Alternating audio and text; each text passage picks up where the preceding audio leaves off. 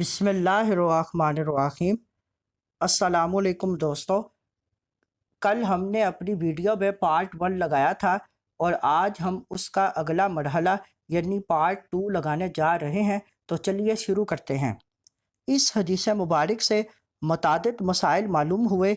Number 1، جس کی فرض یا واجب نماز چھوٹ جائے اس پر قضا لازم ہے، صدقہ وغیرہ سے ذمہ داری پوری نہیں ہوگی، البتہ جس مسلمان کا وقت وفات قریب ہو اس کے ذمہ نمازیں ہوں اور وہ ان نمازوں کا فدیہ ادا کرنے کی وصیت کرے تو اس صورت میں فدیہ ادا کرنے سے وہ شخص بری ذمہ ہو جائے گا۔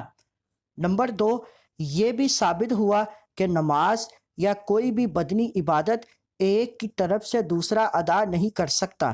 نمبر 3، یہ بھی معلوم ہوا کہ شب قدر یا رمضان المبارک کے آخری جمعہ کو قضائے عمری کے نام سے نفل پڑھنے سے فوت شدہ نمازوں کی ذمہ داری پوری نہ ہوگی، قضا شدہ تمام نمازیں ذمہ لازم رہیں گی۔